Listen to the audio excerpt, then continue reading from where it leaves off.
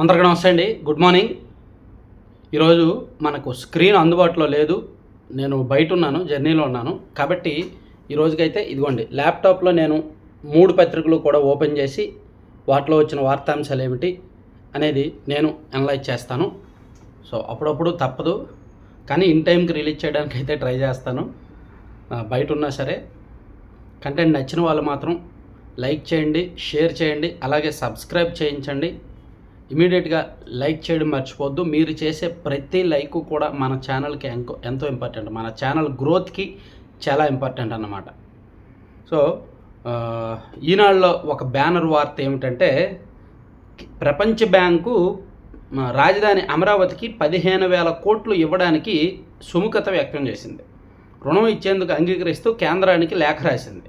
November 15 నాటికి ప్రక్రియ కొలిక్కి ఆ వెంటనే అడ్వాన్స్గా సిఆర్డీఏకి 3,750 కోట్లు ఇస్తాము అని చెప్పింది. సో ప్రపంచ బ్యాంకు ఈ కేంద్ర బడ్జెట్లో భాగంగా అమరావతి నిర్మాణానికి 15,000 కోట్లు రుణం ఇప్పిస్తాము అని కేంద్రం చెప్పింది కదా. సో ఆ రుణాన్ని కూడా కేంద్రమే తిరిగి చెల్లిస్తామని చెప్పింది కదా.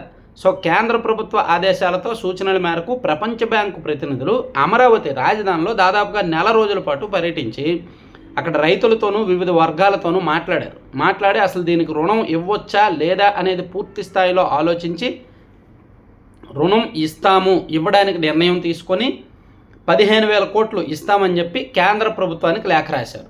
నవంబర్ 15వ తేదీ నాటికి ఈ ప్రక్రియ పూర్తవుద్ది. అదే అలా పూర్తయిన వెంటనే ఫస్ట్ ఫేజ్లో 3,750 రూపాయలు మేము 3,750 కోట్లు మేము సిఆర్డీఏ ఖాతాకి జమ చేస్తామని ప్రపంచ బ్యాంకు చెప్పింది. ఇది మళ్ళీ అంటే ఫీల్ అవుతారు, కొంతమందికి నచ్చని వార్త. ఎందుకంటే వాళ్ళు ఆ మధ్య ప్రచారం చేశారు. ఈవెన్ సాక్షిలో కూడా ఒక వార్త రాశారు. ఆ వార్త ఏంటంటే, ప్రపంచ బ్యాంకు కూడా అమరావతి మునిగిపోతుంది అని చెప్పింది, రుణం ఇవ్వడానికి ప్రపంచ బ్యాంకు నిరాకరించింది అని రాశారు. ఆ మధ్య ఒక 15 రోజుల కిందటే రాశారు. మంత్రి నారాయణ గారు వ్యాఖ్యలు ఆ తర్వాత రోజు ఎడిట్ చేశారు. ప్రపంచ బ్యాంక్ ఏమో రుణం ఇవ్వడానికి నిరాకరించింది, రాజధానిగా అమరావతి వద్దని కేంద్రానికి సూచించి వెళ్ళిపోయింది అని రాశారు అప్పట్లో సాక్షిలో. సో ఇప్పుడు ఇంపార్టెంట్ ఏంటంటే, ప్రపంచ బ్యాంకు అమరావతి రాజధానిగా యాక్సెప్ట్ చేసి 15,000 కోట్లు రుణం ఇవ్వడానికి యాక్సెప్ట్ చేసింది. సరే, అది ఈనాడులో బ్యానర్లో వేశారు. తర్వాత వరద సాయంగా రాష్ట్ర విపత్తు నిధికి 1,036 కోట్లు కేంద్రం విడుదల చేసిందనమాట. సో ఇది ఈ విజయవాడలో వచ్చిన వరదలు, ఈ మధ్య రాష్ట్రం మొత్తం వచ్చిన వరదలకు ఇస్తున్న సాయం కాదంట. ఈ ఆర్థిక సంవత్సరానికి గాను విపత్తు నిర్వహణ కోసం, డిజాస్టర్ మేనేజ్మెంట్ కోసం కేంద్ర ప్రభుత్వం రొటీన్గా ఇచ్చే ఫండ్స్ అంట అని కేంద్ర మంత్రి గారు చెప్పారు. ఇదేమీ ఈ విజయవాడ ప్లస్ రాష్ట్రంలో ఇతర ప్రాంతాల్లో వచ్చిన వరదల కారణంగా దాదాపుగా 7,200 కోట్లు ఎంతో నష్టం 7,600 కోట్లు ఎంతో నష్టం వచ్చింది, సాయం చేయండి అని చెప్పి రాష్ట్ర ప్రభుత్వం కేంద్రానికి ప్రతిపాదించింది కదా. సో దానిలో భాగంగా వీళ్ళేమి 1,036 కోట్లు ఇవ్వాల. వీళ్ళు ప్రతి సంవత్సరం కూడా రొటీన్గా విపత్తు నిర్వహణ నిధి కింద అన్ని రాష్ట్ర ప్రభుత్వాలకు కూడా నిధులు ఇస్తుంటారు కేంద్ర ప్రభుత్వం. దానిలో భాగంగా మన రాష్ట్రానికి 1,036 కోట్లు వచ్చింది. తెలంగాణకు తక్కువే వచ్చింది, 476 కోట్లు ఎంతో తెలంగాణకు వచ్చింది. సో సెపరేట్గా ఈ ప్రత్యేక ఫండ్స్ ఈ వరదల సాయం రాష్ట్ర ప్రభుత్వం ప్రతిపాదించిన సాయం సెపరేట్గా మళ్ళీ ఇస్తారు, నెక్స్ట్ ఫేజ్లో ఇస్తామని చెప్పారు. సో వీళ్ళు 7,600 కోట్లు అడిగితే వాళ్ళు 1,036 కోట్లు ఇచ్చి చేతులు దులిపేసుకున్నారు అని ప్రస్తుతానికైతే మనం అనుకోలేం. మేబీ ఆ తర్వాత ఇవ్వలేదు అనుకోండి, అప్పుడు మనం టార్గెట్ చేయొచ్చు, కేంద్రాన్ని గట్టిగా అడగొచ్చు. ఇజ్రాయెల్పై ఇరాన్ భీకర దాడి, ఏకబికిన 180 క్షిపణుల ప్రయోగం. టెల్ అవీవ్, జెరూసలేంలను తాకిన క్షిపణులు, ప్రతీకారం తప్పదన్న ఇజ్రాయెల్. అలా చేస్తే మరింత విరుచుకుపడతాం ఇరాన్, దానికి తీవ్ర పరిణామాలు ఉంటాయన్న అమెరికా. యుద్ధం అంచిన పశ్చిమాసియా. కొట్టుకు చేస్తున్నారు. కల్తీ నెయ్యిపై సిట్ దర్యాప్తు తాత్కాలిక నిలిపివేత, డీజీపీ ద్వారకా తిరుమలరావు వెల్లడి. సుప్రీంకోర్టులో జరిగిన పరిణామాల నేపథ్యంలో సుప్రీంకోర్టు చేసిన కామెంట్స్ నేపథ్యంలో రాష్ట్ర ప్రభుత్వం ఆధ్వర్యంలో ఏర్పాటైన సిట్ దర్యాప్తుని తాత్కాలికంగా నిలిపివేశారు. మళ్ళీ తుది ఉత్తర్వులు వచ్చే వరకు సిట్టు ఆ తిరుమల లడ్డు విషయంలో, కల్తీ నెయ్యి విషయంలో దర్యాప్తు చెయ్యదు అని డీజీపీ ద్వారకా తిరుమలరావు గారు చెప్పారు. దానికి కారణం ఏంటంటే సుప్రీంకోర్టులో విచారణ జరుగుతోంది కదా అనేది. అలాగే పవన్ కళ్యాణ్ గారు తను దాదాపుగా 11 రోజుల పాటు ప్రాయశ్చిత్త దీక్ష చేశారు కదా, ఆ దీక్ష విరమణ సందర్భంగా నిన్న కాలినడకన అలిపిరి మార్గం ద్వారా అలిపిరి మార్గమేనా శ్రీవారి మెట్ల అలిపిరి మార్గంలోనే కాలినడకన తిరుమల చేరుకున్నారు. సో ఆయనతో పాటు భారీగా భక్తులు, పార్టీ వాళ్ళు కొంతమంది భారీ సంఖ్యలో వెళ్ళారనమాట. అలిపిరి కాలినడక మార్గంలో అప్పటికే వేలాది మంది భక్తులు ఉంటారు కాబట్టి పవన్ కళ్యాణ్ గారు వచ్చిన టైంకి ఇంకా వేలాదిగా ఆయన చుట్టూ వచ్చేసరికి పాపం చాలా ఇబ్బంది పడుతూ మెట్లు ఎక్కారనమాట. ఎందుకంటే చుట్టూ జనం గాలాడట్లా, చాలా ఇబ్బంది పడ్డారు. సో ఆయన ఈరోజు దర్శనం చేసుకొని దీక్ష విరమణ చేస్తారు అనేది చెప్పారు. తర్వాత పేదల ముఖాల్లో ఆనందమే లక్ష్యం, పింఛన్ల పంపిణీలో ముఖ్యమంత్రి చంద్రబాబు గారు నిన్న కర్నూలు జిల్లా పత్తికొండ నియోజకవర్గం పుచ్చకాయలమడ గ్రామంలో ఒక ప్రజావేదిక కార్యక్రమాన్ని నిర్వహించి అక్కడ పింఛన్లు పంపిణీ కార్యక్రమాన్ని నిర్వహించారు. పేదల ముఖాల్లో ఆనందమే లక్ష్యం, జీతాలు పింఛన్లు 1వ తేదీకే ఇస్తున్నాము, మెగా డిఎస్సి నిర్వహించి 16,347 ఉద్యోగాలు ఇస్తాము, 20 లక్షల ఉద్యోగాలు కల్పించే దిశగా చర్యలు, దీపావళి నుంచి మహిళలకు 3 ఉచిత గ్యాస్ సిలిండర్లు, ముఖ్యమంత్రి చంద్రబాబు నాయుడు వెల్లడి, జగన్ నిర్వాకంతో ఏటా 1,00,000 కోట్ల వడ్డీ కొడుతున్నామని ఎద్దేవా. అది సో సూపర్ 6ని ఖచ్చితంగా అమలు చేస్తాం, ఏ ఒక్క హామీ కూడా విస్మరించాం.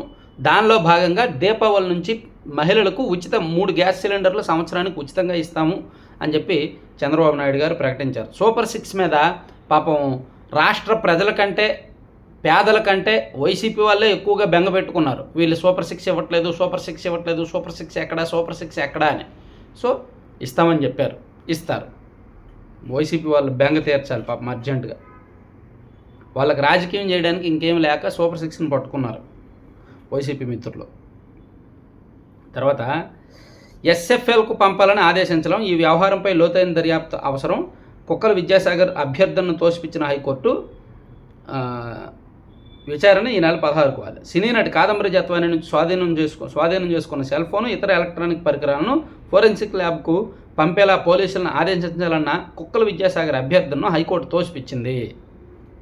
ఇంకా ఎన్నాళ్ళండి ఈ కేసు, ఏదో ఒకటి తేల్చేయండి. తర్వాత కానిస్టేబుల్ నియామక ప్రక్రియ పునఃప్రారంభం. ఏదైతే 2022 నవంబరులో రాష్ట్ర వ్యాప్తంగా 6,100 కానిస్టేబుల్ నియామకాల కోసం గత ప్రభుత్వం చర్యలు చేపట్టి దాదాపుగా మొదటి దశలో 2023 జనవరిలోనో ఫిబ్రవరిలోనో మొదటి దశ ఎగ్జామ్ జరిగితే, డిసెంబర్లో అనుకుంటా ఎగ్జామ్ జరిగితే 95,208 మంది క్వాలిఫై అయ్యారు. ఆ తర్వాత ఈ హోంగార్డుల కోటాలో వివాదం రావడం, విషయం కోర్టుల వరకు వెళ్లడంతో ఆ నియామక ప్రక్రియ అక్కడితో ఆగిపోయింది. సో నిన్న హోంమంత్రి అనిత గారు ప్రకటించారు, ఈ కానిస్టేబుల్ నియామక ప్రక్రియను 5 నెలల్లో పూర్తి చేస్తాము అని. ఎందుకంటే కానిస్టేబుల్ అభ్యర్థులు వేలాది మంది రోడ్డెక్కి వాళ్ళు ప్రభుత్వానికి వ్యతిరేకంగా పోరాడడానికి సిద్ధమవుతున్నారు. చాలా జిల్లాల్లో కూడా రోడ్డెక్కి గొడవలకి వాళ్ళ నిరసనలు వాళ్ళు వ్యక్తం చేస్తుండడంతో ప్రభుత్వం అప్రమత్తమైంది. ఒక 5 నెలల సమయం ఇవ్వండి, 5 నెలల్లో ప్రక్రియ పూర్తి చేస్తామని చెప్పింది. యాక్చువల్లీ నారా లోకేష్ గారు హామీ ఇది, ఆయన పాదయాత్రలో భాగంగా 100 రోజుల్లో ఈ ప్రక్రియ పూర్తి చేస్తామని హామీ ఇచ్చారు. సో ప్రభుత్వం ఇంకొక 5 నెలల టైం అడిగింది. నియామక ప్రక్రియ అయితే పూర్తి చేస్తాము అని చెప్పింది అనమాట. కొంత సంతోషం. తర్వాత నిధులపై అథారిటీ, పునరావాసానికి 5,500 కోట్లు, నిర్మాణ పనులకు 1,700 కోట్లు, నిధులు అవసరమన్న పోలవరం అధికారులు. అంతెందుకని పోలవరం అథారిటీ ప్రశ్నలు. చర్చల తర్వాత కేంద్ర జలశక్తికి ప్రతిపాదనలు. పోలవరం ప్రాజెక్టు పునరావాసానికి 5,500 కోట్లు, ప్రధాన డ్యాం కాలువల్లో నిర్మాణ పనులకు 1,700 కోట్ల వరకు ఈ ఆర్థిక సంవత్సరంలో అవసరమని అంచనా వేశారు. నిర్మాణ షెడ్యూలు, బడ్జెట్ ప్రతిపాదనలు పోలవరం అథారిటీకి పంపగా అక్కడ వారు అనేక ప్రశ్నలు సంధిస్తున్నారు. ఈ ప్రశ్నలు, ఈ సమాధానాలతో కాలయాపన చేసేస్తారు. వీళ్ళు ప్రతిపాదనలు పెడతారు, వాళ్ళకు కొన్ని డౌట్లు వచ్చి వాళ్ళు కొన్ని క్వశ్చన్స్ అడుగుతారు కేంద్ర జల సంఘం నుంచి. వీళ్ళు దానికి ఆన్సర్లు పంపుతారు. దాని మీద ఇంకెవడో కొన్ని క్వశ్చన్లు అడుగుతాడు. ఇదంతా కూడా కొన్ని ప్రశ్నలు జవాబులు ఏదో జూమ్ కాన్ఫరెన్స్లో గంటన్నరలో ముగిస్తారా అంటే ముగించరు. లేఖలు, ప్రత్యుత్తరాలు, మెయిల్లు, ప్రతి మెయిల్లో నెలలు సరిపోద్ది అనమాట. ఇది వ్యవస్థకు పెట్టిన చీడపురుగు. వీళ్ళేమో ఒక మెయిల్ పంపించడం, లేదా ఒక ప్రతిపాదన డాక్యుమెంట్ రూపంలో పంపించడం, వాళ్ళ దానికి రిప్లై పంపించడం, ఇదంతా నెలలు గడిచిపోతాయి. అరే బాబు, జూమ్ కాన్ఫరెన్స్ పెట్టుకోండి అయ్యా, అక్కడ పోలవరం అథారిటీ అధికారులు, ఇక్కడ జలవనరుల శాఖ అధికారులు జూమ్ మీటింగ్ పెట్టుకొని వీళ్ళు పెట్టిన ప్రతిపాదనలు, వాళ్ళకి సంబంధించిన డౌట్లు అవన్నీ కూడా మాట్లాడుకోండి, ఒక గంటలో తేల్చేయండి. ఇంకా మనం ఏ వ్యవస్థలో ఉన్నాం? నెలలు తినేస్తారు తెలుసా ఈ ప్రక్రియ, అది అని. వ్యవస్థలకు పట్టిన దరిద్రాలు ఇవే, ఏది త్వరగా తేల్చరు. ఒక్క రోజులోనే శ్రీవారి దర్శనం సామాన్య భక్తులకు అత్యధిక ప్రాధాన్యం. బ్రహ్మోత్సవాల సమయంలో వీఐపీ సిఫార్సు దర్శనాలు రద్దు. ఈనాడు ఈటీవీతో తిథిద ఈవో శ్యామలరావు. సో ఒక్క రోజులోనే సామాన్యులకు దర్శనం ఇచ్చేస్తాము, రోజుకు 24,000 టోకెన్లు ఇస్తున్నారంట. సో మొత్తానికైతే బ్రహ్మోత్సవాలకి కొంచెం జనం తాకిడి ఎక్కువ ఉంటుంది కాబట్టి తిరుమలలో ఏర్పాట్లు చేస్తున్నారని ఈవో గారు చెప్తున్నారు. తర్వాత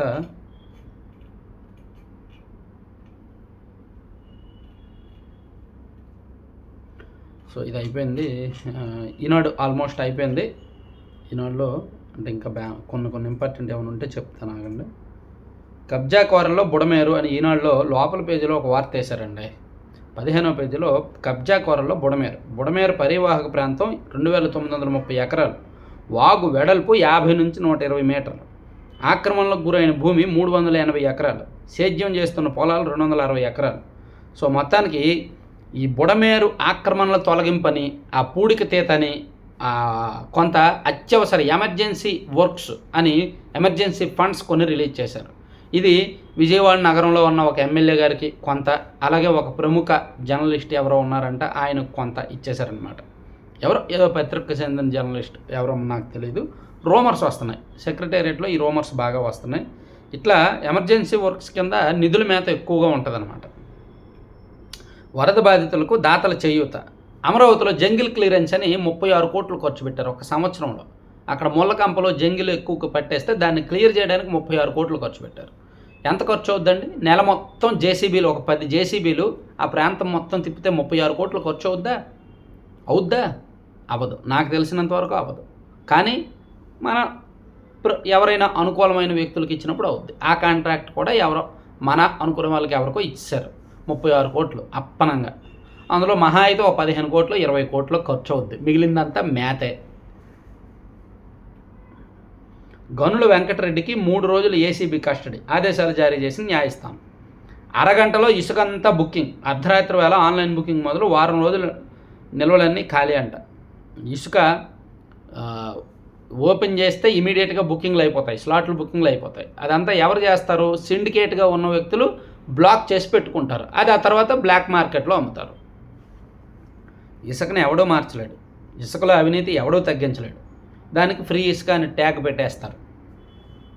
పట్టణ స్థానిక సంస్థలకు కేంద్రం షాక్, 138 కోట్ల ఆర్థిక సంఘం నిధులు నిలిపివేత, 2025-26 నాటికి నష్టం 1000 కోట్ల పైగానే. గత వైకాపా ప్రభుత్వం ఎన్నికలు నిర్వహించని ఫలితం. ఓకే, సరే, ఇవన్నీ ఈనాడులో అంశాలు. ఈనాడులో వార్తలన్నీ అయిపోయినాయి. ఇప్పటికే 13 నిమిషాలు అయింది. సో ఇప్పుడు సాక్షి చూసుకుంటే, ఇదిగో సాక్షి మనం లోగో చూస్తే మళ్ళీ చూడకపోతే మనకి ఈరోజు మళ్ళీ గుండె పనిచేయదు. ఇదిగోండి, మనందరికీ ఎంతో ప్రీతిపాత్రమైన సాక్షిని మనస్ఫూర్తిగా చూసుకోండి. సో సాక్షిలో వచ్చిన వార్తలు ఏంటనేది చూద్దాం. సాక్షిలో మధ్యప్రాచ్యంలో యుద్ధ బేరీ. సో ఇజ్రాయెల్పై ఇరాన్ భారీ దాడులు, వందలాది మంది బాలిస్టిక్ క్షిపణులు, రాకెట్ల ప్రయోగం అని చెప్పి ఆ యుద్ధానికి సంబంధించిన అంశాన్ని ఈరోజు బ్యానర్లో వేశారు. సాక్షిలో ఫస్ట్ టైం బ్యానర్ చాలా రోజుల తర్వాత ఇతర అంశం వేస్తే జగన్మోహన్ రెడ్డి గారి భజన వార్త లేదా చంద్రబాబు నాయుడు గారిని తిట్టిన వార్త బ్యానర్లో వేయాలి, కానీ ఏం లేదేమో ఇది వేశారు. పక్కన వేశారు, జాతిపిత జయంతి రోజున సర్కారు కానుక తప్ప తాగండిక, ఊరూరా మద్యం దుకాణాలు, వాడవాడల బార్లు, రాష్ట్రంలో ఇక బాబు బ్రాండ్ మద్యం దందా, దసరా నుంచి దోపిడీకి తలుపులు తెరిచిన సర్కారు, ప్రైవేటు మద్యం దుకాణాల ముసుగులో దండుకునేందుకు స్కెచ్, టీడీపీ మద్యం సిండికేట్కు అనుకూలంగా కథ నడిపిన ప్రభుత్వం, మద్యం దుకాణాలు స్మార్ట్ అవుట్లెట్ల సంఖ్య పెంపు. మద్యం దుకాణాల సంఖ్య పెరిగింది కరెక్టే, స్మార్ట్ అవుట్లెట్ల సంఖ్య పెరిగింది కరెక్టే, తెలుగుదేశం పార్టీ వాళ్ళకే టెండర్లు వస్తాయి అనే వార్త కరెక్టే, కానీ చంద్రబాబు బ్రాండ్లు దిగుతాయి అనేది తప్పు. ఆ సొంత బ్రాండ్లు దింపుకునే బుద్ధి అదంతా కూడా గత ప్రభుత్వానికి ఉంది. ఈ ప్రభుత్వం నిజంగా చెప్తున్నా, గత ప్రభుత్వం ఏంటంటే ఒకరి దగ్గర మనం కమిషన్ తీసుకోవడం ఏంటి, మనమే తయారు చేసి మనమే అమ్ముదాము, అదంతా మన చేతుల్లోకి తీసుకుందాం, కంపెనీనే మన చేతుల్లోకి తీసుకొని వాడికే, ఆ కంపెనీ యజమానికే మనం కమిషన్ ఇద్దాం అనుకుంది గత ప్రభుత్వం. ఈ ప్రభుత్వం ఏమో ఆ రిస్కులన్నీ మనం పడలేం బాబు, ఆ కంపెనీలు ఎవరెవరు బ్రాండ్లు దించుతారో ఎవరెవరు అమ్ముతారో మనకి ఇంతకని ఇచ్చేమను కమిషను అని చెప్పి వీళ్ళు. సో అట్లా అవినీతి అనమాట, కరప్షన్. సో ఇక్కడ అప్పుడు జగన్మోహన్ రెడ్డి గారికి సంబంధించిన ఏవో చెత్త బ్రాండ్లు వచ్చినట్టు ఇక్కడ చంద్రబాబు గారి బ్రాండ్లు రావు. టీడీపీ అధికారంలో ఉన్నప్పుడు టీడీపీ వాళ్ళు మద్యం వ్యాపారంలోకి దిగుతారు, కరెక్టే. టీడీపీ కార్యకర్తలకే మద్యం వ్యాపారం ఇస్తారు, కరెక్టే. ఆ ఎమ్మెల్యేల అనుచరులకో వాళ్ళకో ఇస్తారు, కరెక్టే. అంతే తప్ప బాబు బ్రాండ్ మద్యం అయితే రాదు. ప్యూర్లీ మంచి బ్రాండ్లే వస్తాయి, కల్తీ బ్రాండ్ రాదు, పనికిమాలిన బ్రాండ్లు రావు, పనికిమాలిన చీప్ లిక్కర్ రాదు, మద్యం నియంత్రణ మద్యం నిషేధం అని చెప్పి పేర్లు పెంచే సంస్కృతి రాదు. అయితే టీడీపీ వాళ్ళకి మద్యం దుకాణాలు వస్తాయన్నమాట వాస్తవం. పొరపాటున ఎవరు కూడా మద్యం వ్యాపారంలోకి దిగుదాము అని చెప్పి రాజకీయానికి సంబంధం లేని వ్యక్తులైతే మాత్రం ఆన్లైన్లో టెండర్లు వేయొద్దు. ఎందుకంటే మీకు రాదు. ఒకవేళ వచ్చిన ఆ ప్రాంతంలో మద్యం దుకాణాలు ఎవరు తీసుకోవాలి అనేది ఆల్రెడీ ఒక సిండికేట్ నిర్ణయించే ఉంటుంది. ఆ ఎమ్మెల్యే గారు అనుచరులు, ప్రతి నియోజకవర్గంలో ఎమ్మెల్యేల అనుచరులు, టీడీపీ నాయకులు ఒక సిండికేట్గా ఏర్పడి నిర్ణయించే ఉంటారు. పొరపాటున ఆ సిండికేట్ కాకుండా బయట ఎవరికైనా వస్తే వాళ్ళని అక్కడ ప్రశాంతంగా వ్యాపారం చేయనివ్వరు. వాళ్ళని బెదిరించో భయపెట్టో నయానో భయానో అది లాక్కుంటారు. కాబట్టి రాజకీయాలకు సంబంధం లేని వాళ్ళు, అధికార పార్టీతో లింకు లేని వాళ్ళు ఎవరు కూడా మద్యం వ్యాపారంలోకి దిగొద్దు. రిస్క్. బారు వచ్చినా సరే లాక్కుంటారు మీ చేతి నుంచి. డిమాండ్ ఉన్న ప్రాంతం అయితే మాత్రం ఎలాగైనా లాక్కుంటారు. ఒకవేళ మీరు వాళ్ళ ఒత్తిళ్లకు లొంగపోతే అక్కడ మీకు వ్యాపారం జరగకుండా ఏదో ఒక గొడవ సృష్టిస్తారు.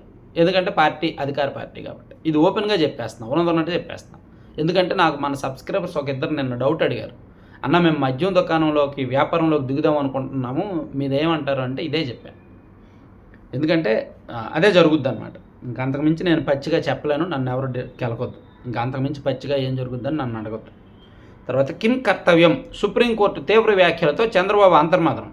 ఈ వ్యవహారంలో బాబు చెప్పినవన్నీ పచ్చి అబద్ధాలనని భావన ప్రజల్లోకి బలంగా వెళ్ళింది. ఇది వెళ్ళలేదు బాసు, ఈ భావన వెళ్ళాల ప్రజల్లోకి. అక్కడ ఈ వ్యాఖ్యలు చేసిన న్యాయమూర్తులు ఎవరు, వాళ్ళు గతంలో ఎవరికి కేసులు వాదించారు అనే భావన ప్రజల్లోకి వెళ్ళింది. నేను డైరెక్ట్గా చెప్పలేను, చెప్పకూడదు. నేనంతా సోషల్ మీడియాలో అదే సర్క్యులేట్ అయింది. నేను డైరెక్ట్గా చెప్పట్లేదు, కానీ చాలామందికి తెలుసు.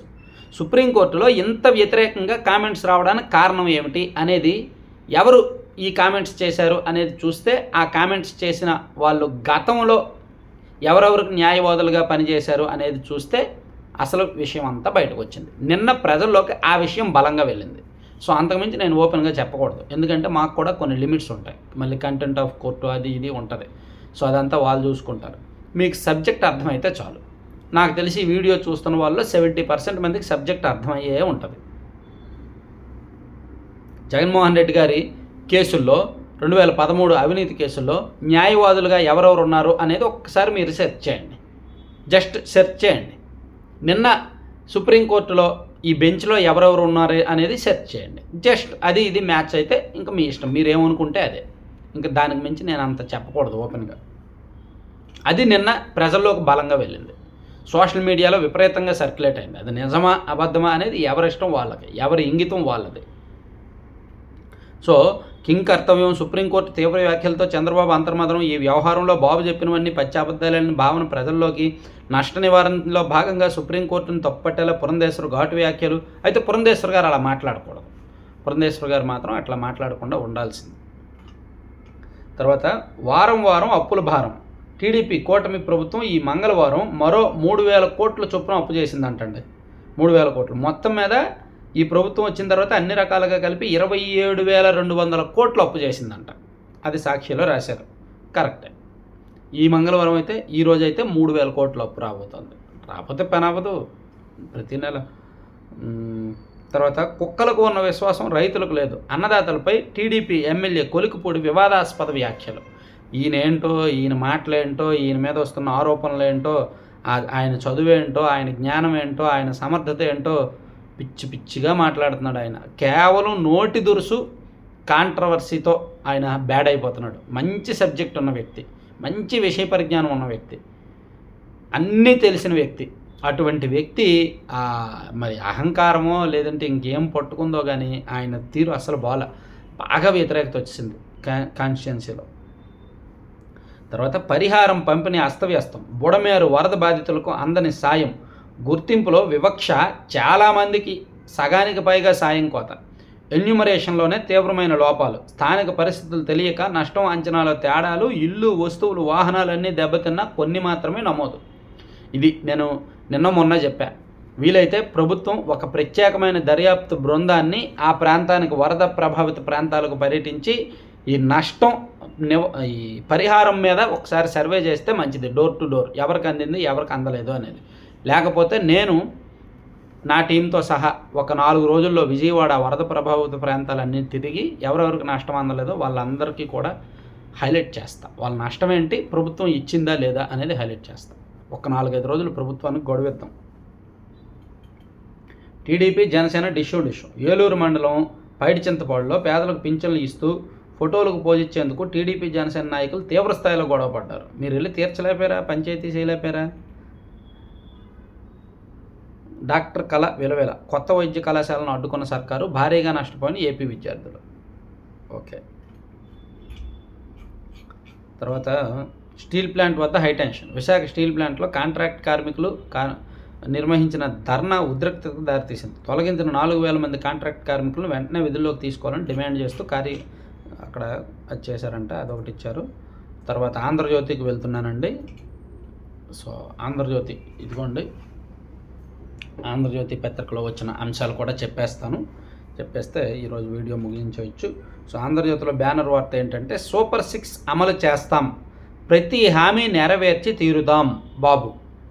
ఇప్పటికే మెగా డిఎస్సి వేశాం, డిసెంబర్లో పరీక్షలు వెంటనే భర్తీ, పింఛను 4,000కు పెంచాం, దీపావళి నుంచి ఉచిత గ్యాస్ సిలిండర్లు, 175 అన్నా క్యాంటీన్లు పెట్టాం, పేదల జీవితాల్లో వెలుగే నా సంకల్పం అని చంద్రబాబు గారు చెప్పిన వార్త బ్యానర్లో వేశారు ఆంధ్రజ్యోతిలో. 62.88 లక్షల మందికి పెన్షన్ల పంపిణీ, తొలి రోజే 97.67%, 5 నెలల్లో పోలీసు నియామకాలు అని చెప్పి హోంమంత్రి అనిత గారు చెప్పింది కూడా బ్యానర్లో వార్తలో వేశారు.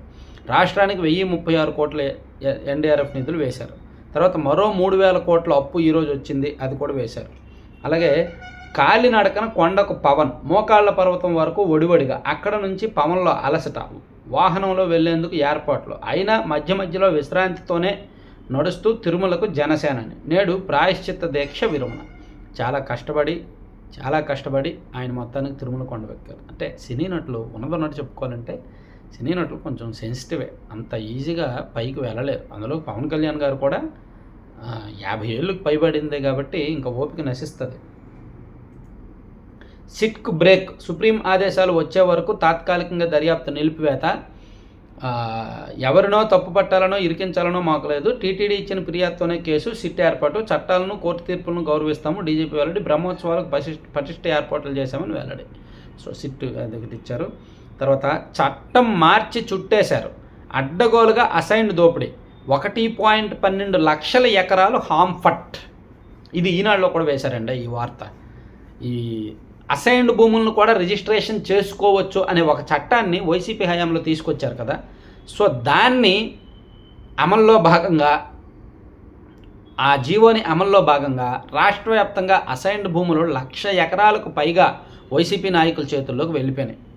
అత్యధికంగా జగన్ సొంత జిల్లా కడపలో అన్నదాతలకు న్యాయం పేరిట వైసీపీ హయాంలో నయవంచన. నేను చాలా సందర్భాల్లో చెప్పాను, అసైన్మెంట్ భూములు పేదలకు ఫ్రీగా ప్రభుత్వం ఇస్తుంది కాబట్టి వాళ్ళు మార్కెట్ రేటు కంటే తక్కువ రేటుకైనా అమ్మేస్తుంటారు.